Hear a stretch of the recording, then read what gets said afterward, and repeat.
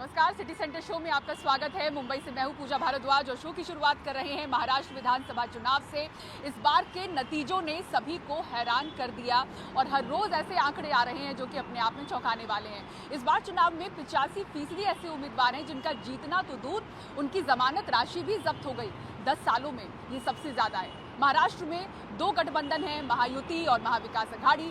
जो विपक्षी महाविकास अघाड़ी है, उस गठबंधन को सबसे बड़ा नुकसान हुआ। 22 सीटों पर उनके उम्मीदवारों की जमानत राशि जब्त हुई। कांग्रेस इसमें सबसे ऊपर है।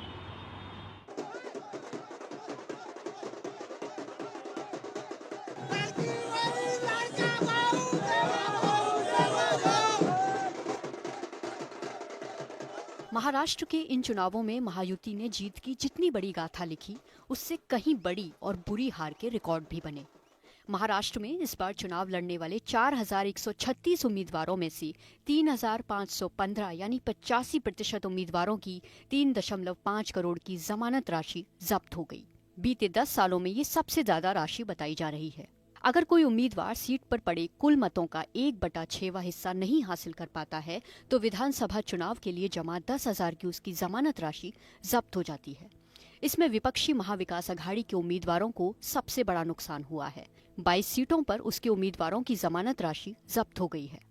कांग्रेस के उम्मीदवारों की ही 9 सीटों पर जमानत जब्त हुई है। शिवसेना उद्धव गुट की बात करें तो उसके उम्मीदवारों की 8 सीटों पर जमानत जब्त हुई है और शरद पवार गुट एनसीपी की 3 सीटों पर जमानत जब्त हुई है। महाविकास अघाड़ी का हिस्सा किसान और मजदूर पार्टी ने 2 सीटों पर जमानत राशि खोई है, लेकिन इस चुनाव में किसी भी बीजेपी उम्मीदवार की जमानत जब्त नहीं हुई है। हालांकि एकनाथ शिंदे की शिवसेना के एक उम्मीदवार ने विदर्भ के दर्यापुर, अमरावती जिले में अपनी जमानत राशि खोई और अजित पवार के नेतृत्व वाली एनसीपी की महाराष्ट्र में 5 सीटों पर जमानत राशि जब्त हुई है। उसी जिले के मोर्शी निर्वाचन इलाके में एक अनोखी स्थिति देखी गई, जहां एनसीपी के दोनों गुटों ने अपनी जमानत राशि खो दी। अन्य छोटे दलों के भी कई उम्मीदवारों की जमानतें जब्त हुई हैं। वीबीए, बीएसपी और एमएनएस ने राज्य भर में लगभग सभी सीटों पर जमानत राशि खो दी। अपवाद रहे एमएनएस के मुखिया राज ठाकरे के बेटे अमित ठाकरे, जो माहिम सीट से हार तो गए लेकिन न्यूनतम सीमा को पार करने में कामयाब रहे। 2014 में 83.1% उम्मीदवारों की जमानत राशि जब्त हो गई थी, जो 3.4 करोड़ थी। तो वहीं बीते विधानसभा इलेक्शन यानी 2019 में 3,237 उम्मीदवारों में से 80.5% ने अपनी जमानत राशि खो दी थी, जिससे आयोग को 2.6 करोड़ की कमाई हुई थी। कोई बोलते हैं लाड़की बहन, ये दिशा देने का काम है, लाड़की बहन सामने करने का। इसके पीछे का राजनीतिक खेल क्या हुआ है? तो जनता सवाल उठा रही है कि ये इम्पॉसिबल है, ये हो ही नहीं सकता। इतना बड़ा जीत भारतीय जनता पक्ष को महाराष्ट्र में 132 जगह मिलना, तो लोगों का विश्वास ही नहीं है कि ये विजय जो मिला, इनको जीत मिली महायुति को, वो जीत लोगों ने नहीं जिताया तो ईवीएम ने जिताया है, यही लोगों का कहना है। इस बीच कांग्रेस प्रवक्ता रागिनी नायक ने सोशल मीडिया पर पोस्ट किया कि महाराष्ट्र में एक ऐसा गांव है जहां कांग्रेस को एक वोट भी नहीं मिला, जिसके बाद गांव के लोग प्रदर्शन कर रहे हैं कि जब उन्होंने कांग्रेस को ही वोट दिया तो ऐसा कैसे हो गया। इन चुनावों में कांग्रेस की हार इतिहास के पन्नों में दर्ज होने लायक है। कांग्रेस विधायक दल के नेता बाला साहब थोराट, पूर्व सीएम पृथ्वीराज चव्हाण जैसे नेता अपनी सीटें नहीं बचा सके। वहीं महाराष्ट्र कांग्रेस के चीफ नाना पटोले की जीत का अंतर महज 208 वोट रहा। जो भी चुनाव के नतीजे है वो किसी को भी एक्सेप्ट होने लायक नहीं है, ना महाराष्ट्र के पब्लिक को भी है। तो इस विषय का एक मंथन हमने किया है और रास्ता कैसा बनाने का वो, और जनभावना जो है आज महाराष्ट्र का सोशल मीडिया देखोगे तो पब्लिक बोलती कि हमारे वोटों से सरकार नहीं आई है। तो जनता की जो भावना है उसको हमेशा कांग्रेस पार्टी ने उसको रिस्पेक्ट किया है। आज मैं मेरे नेता राहुल जी से भी उसी बारे में बात करने यहाँ पर आया हूँ और मुझे लगता है कि कोई ना कोई अच्छा रास्ता उसमें से निकलेगा। कांग्रेस इंडिया ब्लॉक या एमवीए गठबंधन में खुद को बड़ा भाई मानकर चल रही थी, ज्यादा सीटों पर चुनाव भी लड़ी, इसलिए इस बुरी हार के बाद अब जिम्मेदारी लेने का भी दबाव कांग्रेस पर ही है। मुंबई से पूजा भारद्वाज की रिपोर्ट, एनडीटीवी इंडिया। और अब आइए बात करते हैं संभल की, जहां शाही मस्जिद सर्वे विवाद के बीच हुई हिंसा के बाद आज शांति है, लेकिन तनावपूर्ण है। इस बीच जो मृतक हैं उनकी संख्या 5 हो चुकी है। इसके बाद सुरक्षा बल की तैनाती यहां पर और पुख्ता की गई है। इस मामले में पुलिस ने सपा सांसद जियाउर रहमान बर्क और विधायक इकबाल महमूद के बेटे सुहेल इकबाल समेत 800 लोगों को आरोपी बनाया है। 25 लोग गिरफ्तार किए गए हैं, जबकि करीब 200 लोगों को हिरासत में लिया गया है। संभल में हुई हिंसा और 5 लोगों की मौत को लेकर मुरादाबाद के कमिश्नर अंजनी सिंह ने चौंकाने वाला दावा किया। उनका दावा है कि मृतकों के शरीर में देसी तमंचे के कारतूस मिले हैं, साथ ही पॉइंट ब्लैंक रेंज से गोली मारी गई है।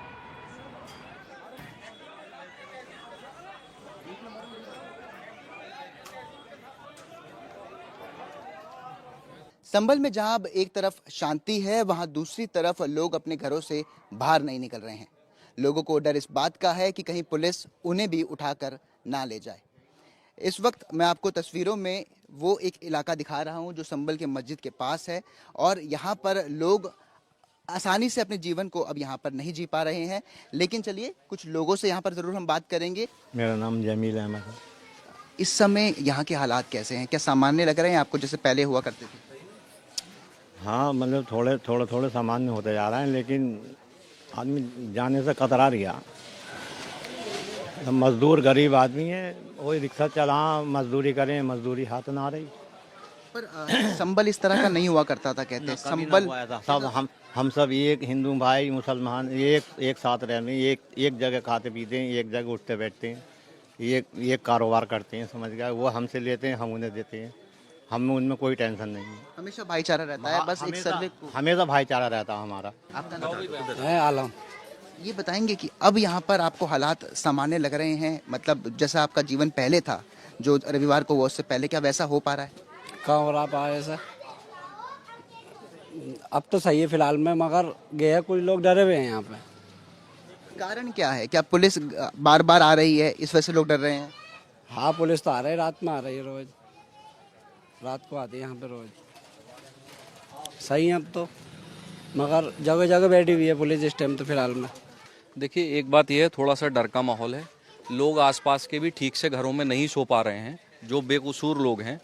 देखिए, अब भीड़ थी, जो था सो हुआ, लेकिन कम से कम जो लोग हैं, जो डरे सहमे लोग हैं, जो अपना घर परिवार छोड़ करके यहाँ से दूर रहने को मजबूर हैं, एक भय का माहौल है।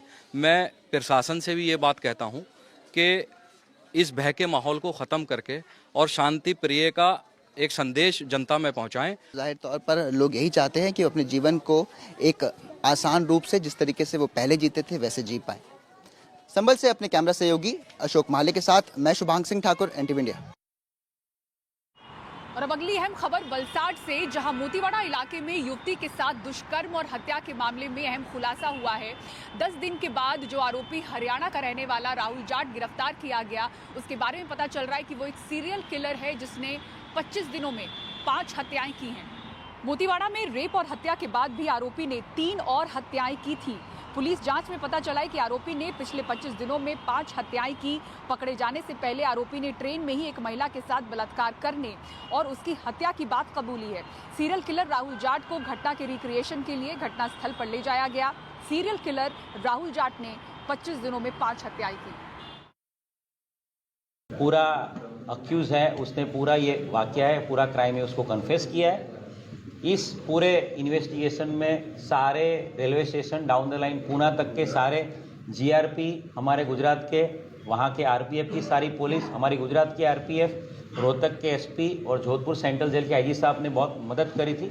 और सबसे बड़ी सफलता वलसाड पुलिस को इस बात में मिली है, वलसाड पुलिस को, अक्यूज की पूरी इंट्रोगेशन में एक मर्डर पार्टी के अलावा और 4 मर्डर उसने पिछले 25 दिनों में किए हैं, ये वो कन्फेस कर रहा है।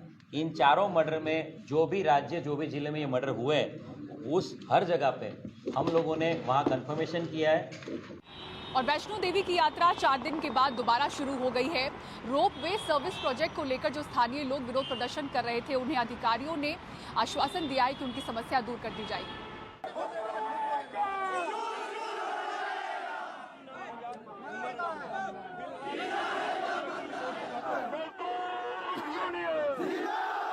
4 दिन के बवाल और नारेबाजी के बाद वैष्णो देवी की यात्रा एक बार फिर से शुरू हो गई। कुछ दिनों पहले हड़ताल थी, अभी हड़ताल बंद होने की वजह से अभी बहुत आसानी हो रही है आने में। खाने पीने सारी व्यवस्था, अभी यातायात की व्यवस्था भी सुचारू रूप से चालू है। प्रशासन का कहना है कि जो गंडोला सर्विस शुरू की जा रही है उससे किसी के रोजगार पर असर नहीं पड़ेगा। रखा जा रहा है। डिविजनल कमिश्नर की कमेटी ने लोगों से बाकायदे बातचीत किया है। किसी का कोई कंसर्न होगा, जेन्युइन कंसर्न होगा तो उसको जरूर देखा जाए। अभी वैष्णो देवी तक पहुंचने में कम से कम 7 घंटे लगते हैं। श्रद्धालुओं को 13 किलोमीटर की दूरी या तो पैदल पूरी करनी होती है या फिर घोड़े पर बैठकर या पालकी से जाना होता है। कहा जा रहा है कि गंडोला सर्विस शुरू होने से 13 किलोमीटर की खड़ी चढ़ाई आसान हो जाएगी। भैरवनाथ जी तक पहुंचने की चढ़ाई के लिए रोपवे की सुविधा है। अब वैष्णो देवी तक जाने के लिए भी रोपवे का सहारा मिल जाएगा। ये 250 करोड़ का प्रोजेक्ट है और अगले 2 वर्षों में पूरा होगा। ये रोपवे प्रोजेक्ट काफ़ी सालों से चर्चा में चल रहा था, बातें इसके बारे में हो रही थी, लेकिन बोर्ड ने फिलहाल फाइनली ये फैसला किया कि इस रोपवे प्रोजेक्ट को अंजाम दिया जाए और कोशिश चल रही है हमारी कि कैसे स्थानीय लोगों का भी जो कंसर्न्स हैं उसको भी इस प्रोजेक्ट के अंदर इंक्लूड करके ही इस प्रोजेक्ट को आगे बढ़ाया जाए। दरअसल इस रोपवे प्रोजेक्ट को लेकर सबसे ज्यादा गुस्सा घोड़े मालिकों और पालकी ढोने वालों के बीच है, लेकिन प्रशासन की पहल के बाद इन लोगों को समझाकर हड़ताल तुड़वाने में प्रशासन कामयाब हो गया है। नई दिल्ली से नीता शर्मा, एनडीटीवी इंडिया के लिए।